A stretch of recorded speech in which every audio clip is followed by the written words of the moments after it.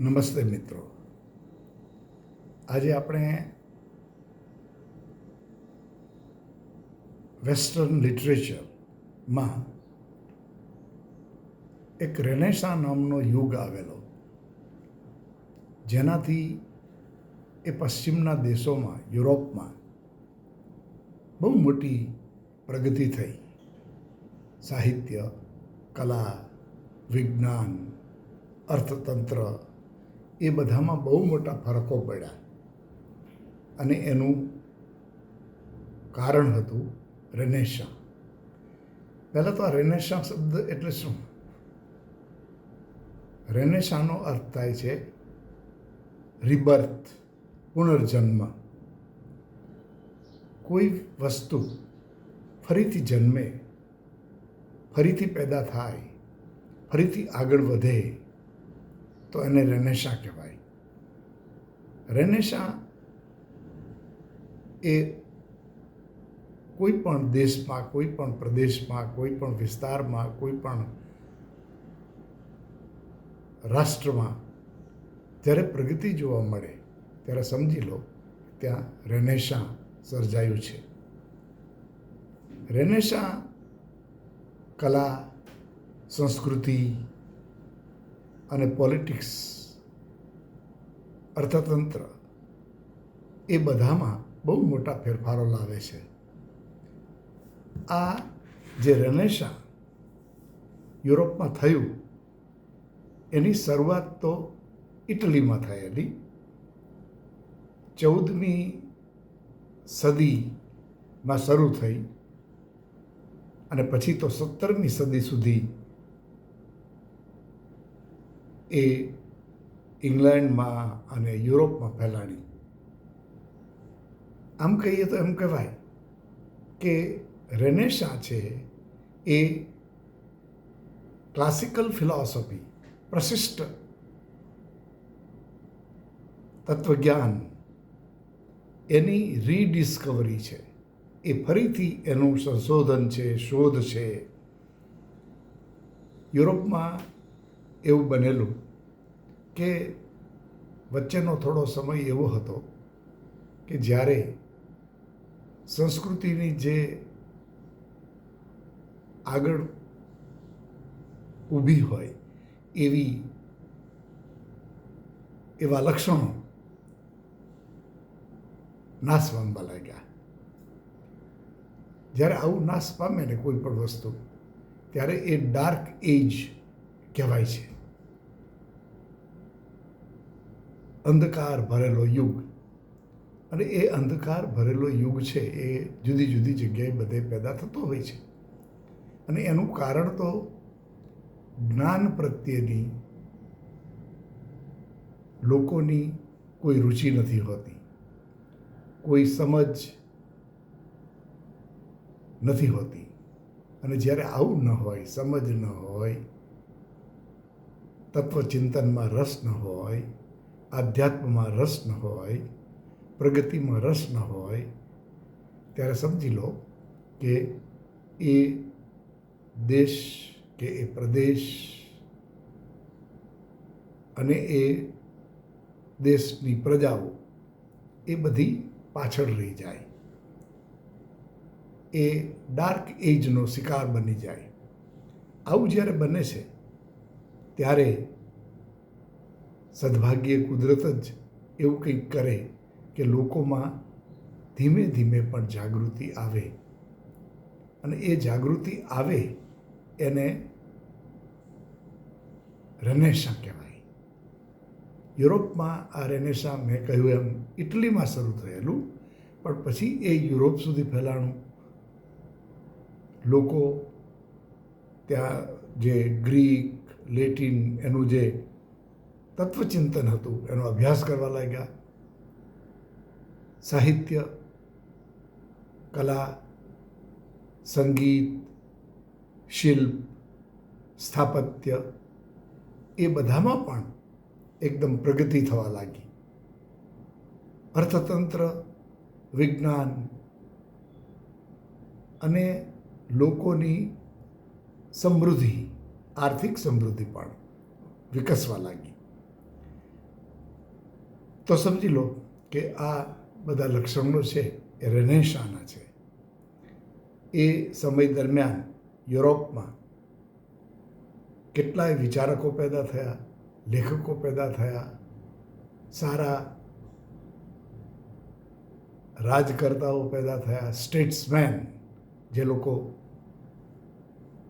રાજ્યની વ્યવસ્થા કરી શકે એવા ઉમદા નેતાઓ પણ પેદા થયા, કલાકારો પેદા થયા, અને એને કારણે એક મોટી ક્રાંતિ સર્જાણી. ઇવન નવા નવા દેશોમાં એક્સપ્લોરેશન, એનો શોધ, એ દરમિયાન કેટલાય એવા સાહસિકો પણ હતા કે જે લોકો બીજા દેશને જોવા માટે, શોધવા માટે, નવા પ્રદેશોને શોધવા માટે, એના પર રાજ્ય કરવા માટે નીકળી પડતા, જેમ કોલમ્બસ નીકળેલો એ રીતે. યુરોપના એ દેશોમાં આવું બનેલું કે લોકોને એવો રસ પડ્યો કે આપણે we should explore new lands, આપણે નવી ભૂમિઓ શોધવી જોઈએ. અને એને કારણે તમે જાણો છો કે યુરોપના દેશો આ રીતે આગળ વધેલા. એ લોકોએ નવા નવા વિસ્તારો, નવી નવી ભૂમિઓ, જમીનો, નવા નવા વિસ્તારો અને ત્યાંની સંસ્કૃતિ એને શોધવા લાગ્યા. અને એને કારણે એ બધામાં એક મોટી પ્રગતિ જોવા મળી. એટલે યુરોપના બધા દેશોમાં, મોટાભાગના દેશોમાં, એમાં ઇંગ્લેન્ડમાં સૌથી વધારે એ પ્રગતિ આપણને જોવા મળે છે. અને એ સમયે ઇંગ્લેન્ડની અંદર ક્લાસિકલ લર્નિંગ પ્રશિષ્ટ એવું સાહિત્ય, સંગીત, કલા, સ્થાપત્ય, શિલ્પ, એ બધા જે લેટિન ગ્રીકમાં હતા, ગ્રીસમાં હતા, એ બધા ઇંગ્લેન્ડ સુધી પહોંચ્યા. ઇંગ્લેન્ડના લોકોને પણ એમાં રસ પડવા લાગ્યો. અને એ રીતે જે અંધકારથી ભરેલું વાતાવરણ હતું એ બદલી ગયું અને રેનેસાં દ્વારા એ એકદમ પ્રકાશિત થઈ ગયું, ઉજ્જવળ બની ગયું. એટલે આપણે પહેલાં તો રેનેસાંનો અર્થ સમજવા જેવો છે કે એ રિબર્થ છે, રિવાઇવલ છે, ફરીથી રિવાઇવ થાય, પુનઃ જાગૃત થાય અને કલ્ચર, ફિલોસોફી, કલા એ બધું વિકસે, એ રેનેસાં કહેવાય. આપણા દેશમાં પણ આપણે યાદ કરીએ તો ચોક્કસપણે કહેવું પડે કે બંગાળ જેવા પ્રદેશમાં જ્યારે ભારત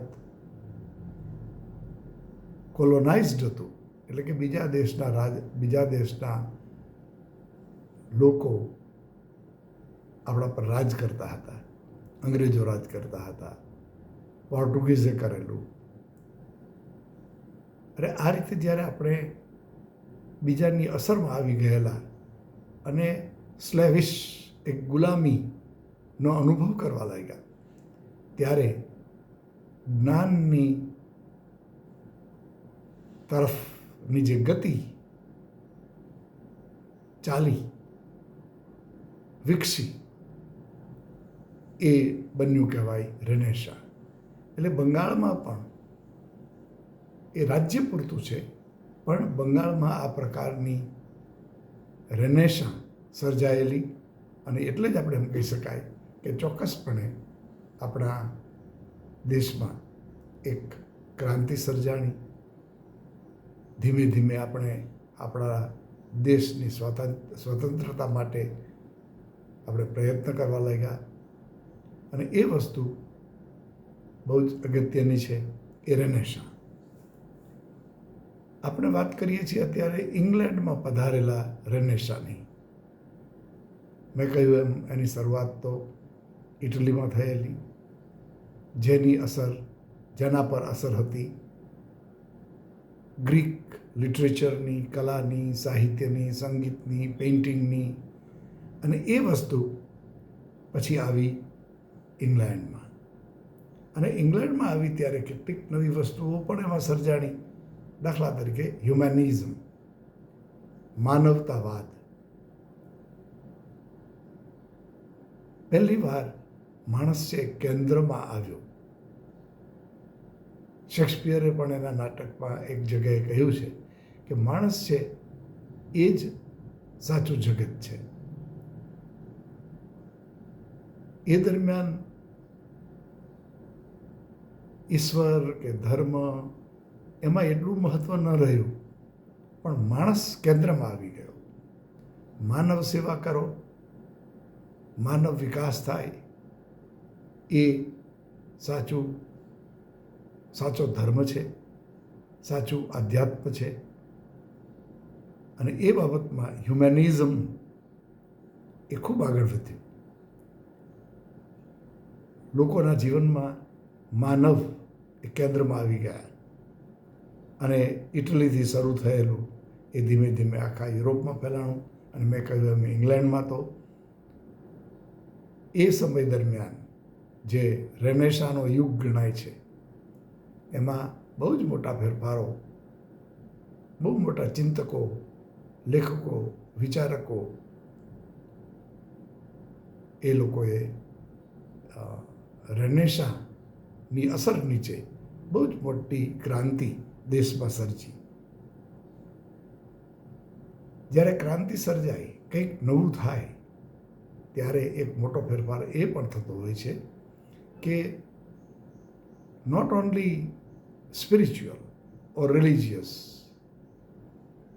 પણ ભૌતિક વિકાસ પણ થતો હોય છે. ભૌતિક વિકાસ થવો એ કંઈ ખરાબ વસ્તુ નથી, એ પણ અનિવાર્ય છે.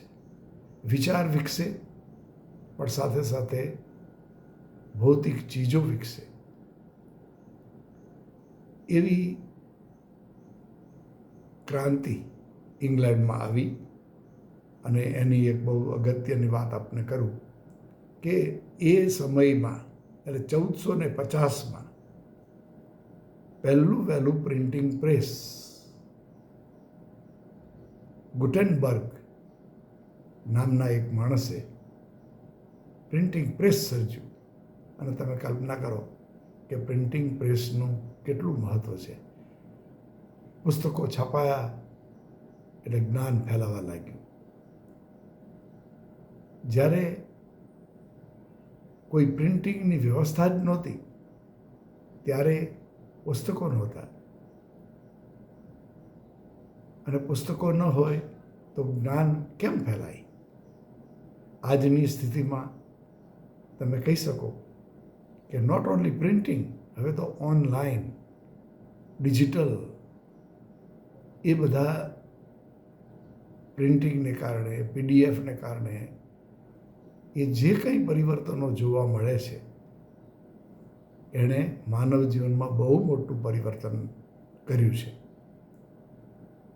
આપણે યુવાલ હરારીનું નામ સાંભળ્યું હશે, જેના પુસ્તકો બહુ પ્રસિદ્ધ છે, હોમો સેપિયન્સ. તો એણે એક બીજું પુસ્તક લખ્યું છે 21મી સદી વિશે. એણે કહ્યું છે કે 21મી સદીમાં બહુ મોટું પરિવર્તન આવવાનું છે, અને એ આવી રહ્યું છે. આજે જ્ઞાન છે એ આ સ્માર્ટફોન દ્વારા, ડિજિટલ ટેકનોલોજી દ્વારા વિકસવા લાગ્યું છે. પણ હવે એનાથી એક આગળની દિશામાં પગલું શરૂ થઈ ગયું છે, અને એ પગલું છે AI, આર્ટિફિશિયલ ઇન્ટેલિજન્સ. એ આર્ટિફિશિયલ ઇન્ટેલિજન્સ, કૃત્રિમ બુદ્ધિ, એ જ્યારે વિકસશે ત્યારે તમે 1 મિનિટમાં દુનિયાની કોઈ પણ માહિતી તમને મળવા લાગશે. એટલે આ વાત છે એને આપણે પ્રિન્ટિંગ પ્રેસ સાથે એટલા માટે જોડવી પડે કે 1450માં પ્રિન્ટિંગ પ્રેસ શરૂ થયું અને પછી તો ગ્રીક અને રોમન લિટરેચરમાં જે કંઈ એની કલ્ચરમાં હતું ઉત્તમ એ બધું પણ ઇંગ્લેન્ડમાં ફેલાયું. તમે પેટ્રાર્કનું નામ સાંભળ્યું હશે કે જે ઇટલીના એક કવિ હતા. બુકેશિયોનું નામ પણ તમે સાંભળ્યું હશે. તો એ બુકેશિયો જેણે મહાકાવ્ય લખેલું, તો આ પ્રકારનું લેખન એ બીજા દેશોમાંથી ઇંગ્લેન્ડમાં આવ્યું. ઇંગ્લેન્ડમાં સોનેટ લખાવા લાગ્યા. ત્યારે એ દરમિયાન બાઇબલનું ટ્રાન્સલેશન થયું અને બુકેશિયો જેવા લેખકે મહાકાવ્ય લખ્યું. આ પ્રકારની કલાની, સાહિત્યની, સંસ્કૃતિની જે ક્રાંતિ સર્જાણી એ રેનેસાંસનું બહુ મોટું પરિણામ હતું. એમાં મેં કહ્યું એમ ઇકોનોમિક ડેવલપમેન્ટ પણ થયું. લોકોના ધંધાઓ ચાલવા માંડ્યા, વ્યવસાયો ચાલવા માંડ્યા, વેપાર ચાલવા માંડ્યા. લોકો બીજા દેશ સુધી પહોંચવા લાગ્યા અને મેં કહ્યું એમ એક્સપ્લોર કરતા, શોધતા હોય કોઈ નવા દેશને, નવા પ્રદેશને, નવા વિસ્તારને, અને ત્યાં એ પોતે પોતાનો વેપાર કરે, ધંધો કરે, રાજ કરે અને એવી રીતે એ યુરોપના દેશોનો વિકાસ ત્યારે થયો કહેવાય. અલબત્ત આપણે જાણીએ છીએ કે કોલોનાઇઝેશન કહેવાય, સંસ્થાનવાદ, એ કંઈ બહુ સારી વાત નથી. અત્યારે આપણે એને એક નવી નજરે જોઈ શકીએ છીએ. પણ એ દેશ માટે ચોક્કસપણે વિકાસ હતો. આપણે પણ યાદ કરીએ કે આપણે ગુજરાતી પ્રજા તરીકે બહારના દેશોમાં જઈને આપણો ધંધો કરતા, વેપાર કરતા, વ્યવસાય કરતા અને એને કારણે ગુજરાતનો આર્થિક વિકાસ ઘણો થયો. એ પણ એક પ્રકારની ક્રાંતિ છે. આ ક્રાંતિ ત્યાં યુરોપમાં સર્જાયેલી, ઇંગ્લેન્ડમાં પણ સર્જાઈ અને સાયન્સ, મેડિસિન્સ, ભૌતિક શાસ્ત્ર એવા નવા નવા વિજ્ઞાનના પાસાઓ પણ વિકસ્યા. આ રેનેસાંસનો ખાસ સમજવા જેવી બાબત છે રેનેસાંસની, કે રેનેસાં એટલે શું? રેનેસાં એટલે પુનર્જન્મ. રેનેસાં એટલે નવી જાગૃતિ. અને એક વખત જાગી જવાય, એક વખત જાગૃતિ આવે તો માણસનું મન તો બદલે પણ ભૌતિક જગત પણ બદલે.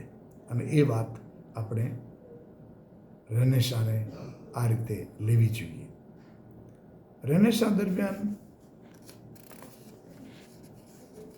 જુદી જુદી જગ્યાએ જુદા જુદા મહાન પ્રતિભાસંપન્ન માણસો હતા.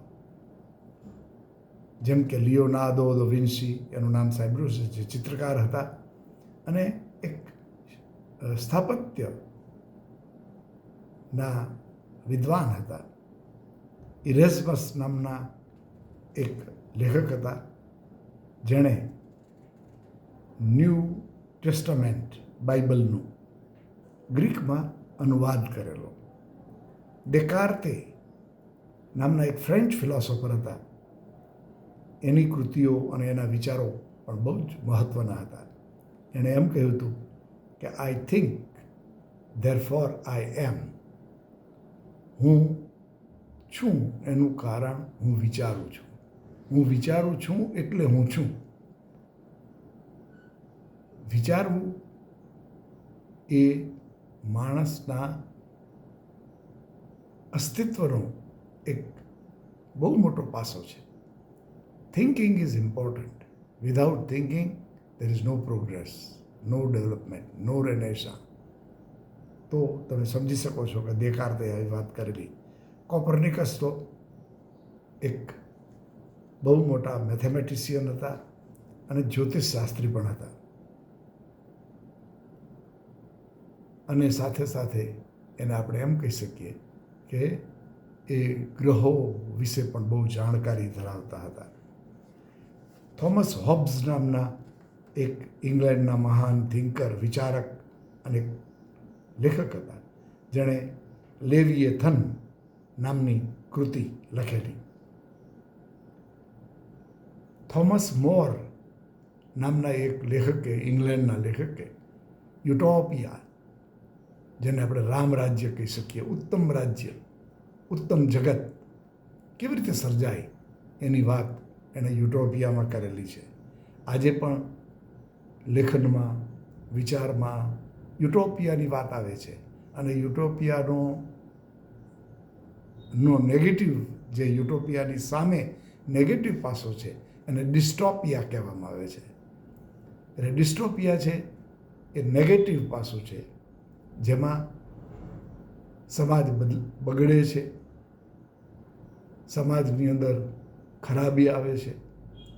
જ્યારે યુટોપિયા છે એમાં સંવાદિતા છે, પ્રેમ છે, લાગણી છે અને ભૌતિક પ્રગતિ છે. એવી વાત થોમસ મોરે કરેલી. ચોસર, જોફ્રે ચોસર is the father of English literature, English poetry. અંગ્રેજી સાહિત્ય, અંગ્રેજી કલા, અંગ્રેજી કવિતાના પિતા એટલે જોફ્રે ચોસર, જેણે કેન્ટરબરી ટેલ્સ નામની અદ્ભુત કૃતિ લખેલી છે. પોતે બહુ હળવાશપૂર્વક કટાક્ષનો પણ ઉપયોગ કરે છે. સમાજની અંદર ફેલાયેલી ખરાબ ચીજો ને હળવાશથી, એમાં ક્યાંય મેલિસ, ત્યાં કડવાશ નથી આવતી. પણ એ મેં અગાઉ તમને હાસ્યની વાત કરતી વખતે કહ્યું હતું કે ચોસરે કટાક્ષને બહુ સરસ રીતે રજૂ કરેલો છે. અને એ રજૂ કરવો એ પણ એક મહાનતા છે. મેકિયાવેલી નામનો એક ઇટાલિયન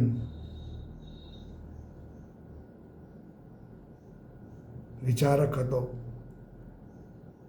અને એણે ધ પ્રિન્સ, રાજકુમાર નામની એક કૃતિ લખેલી. વિલિયમ ટિન્ડેલે બાઇબલનો અનુવાદ ઇંગ્લિશમાં કર્યો. બાકી તો શેક્સપિયરનું નામ તો આપણે જાણીએ જ છીએ. રેનેસાને સાચી રીતે કોઈ રજૂ કરનાર હોય, જેનું પરિણામ જોવા મળતું હોય, તો એ શેક્સપિયર જેવા મહાન નાટ્યકારમાં જોવા મળે છે. એવી ઉત્તમ કૃતિઓ જેણે સર્જાવી, ટ્રેજેડી, કોમેડી, હિસ્ટોરિકલ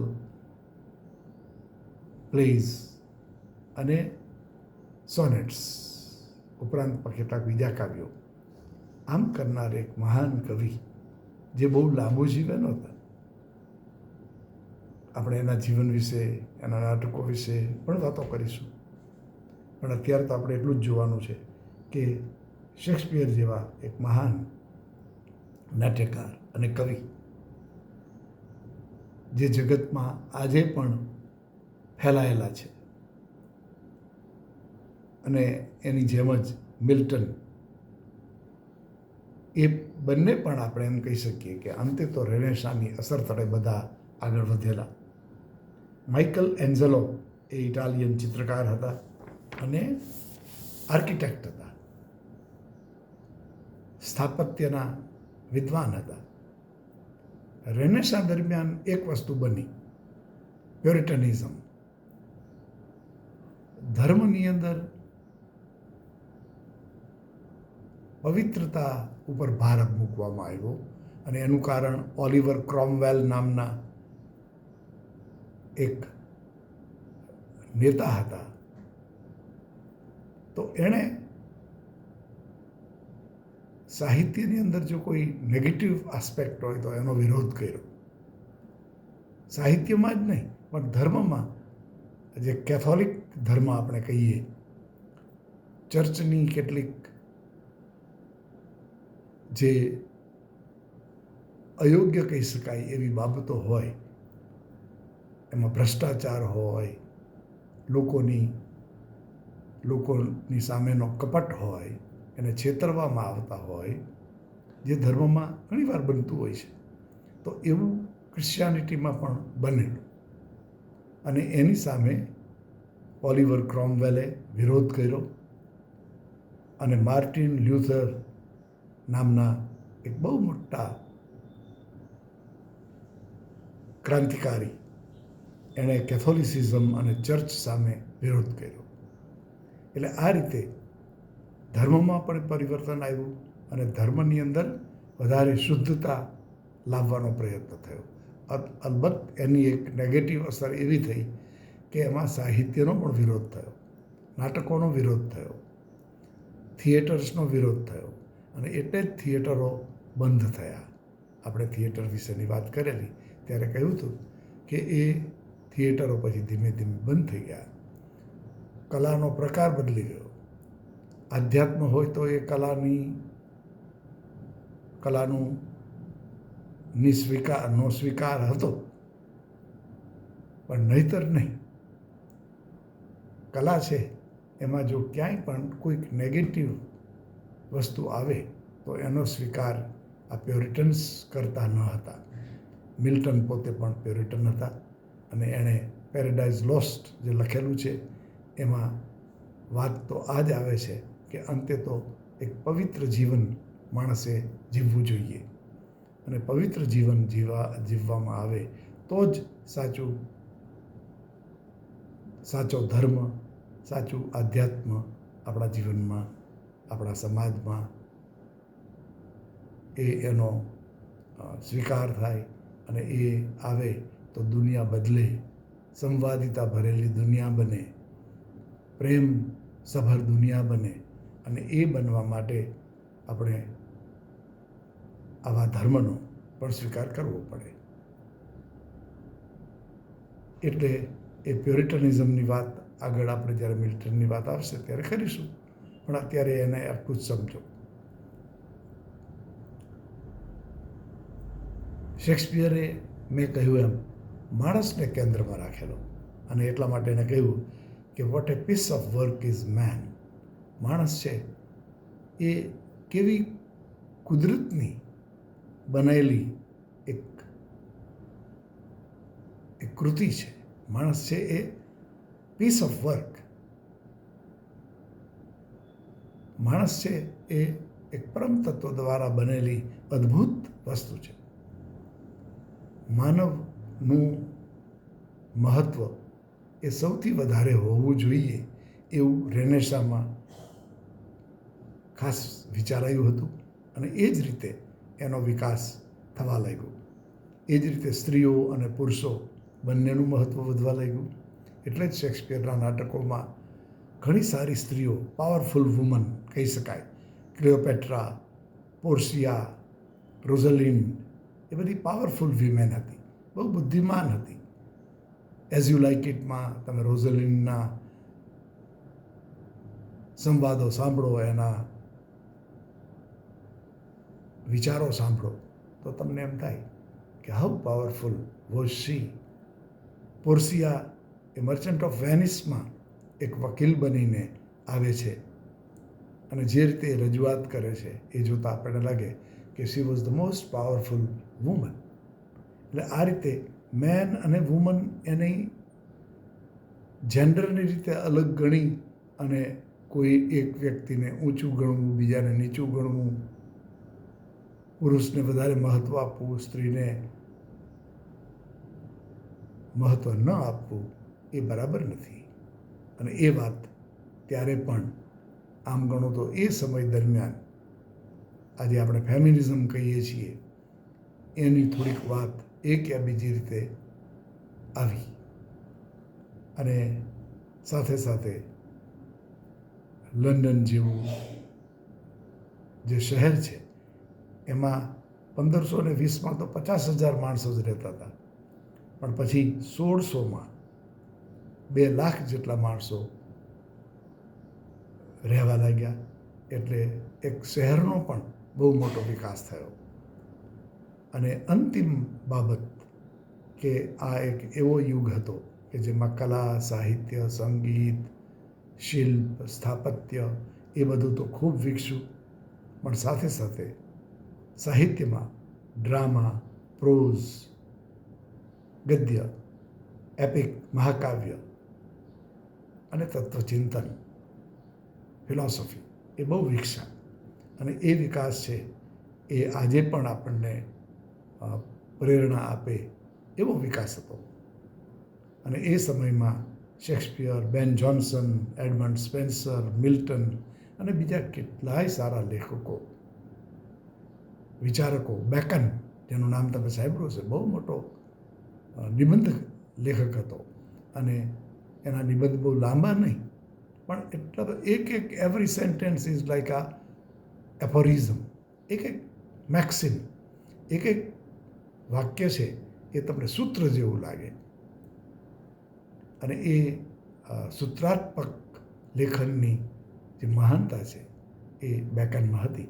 આવી રીતે વિવિધ પ્રકારના લેખકો, કલાકારો, ચિત્રકારો એ બધા વિશ્વભરમાં ફેલાયા. અને એની અસર આજની માનવજાત પર પણ છે અને હોવી જોઈએ.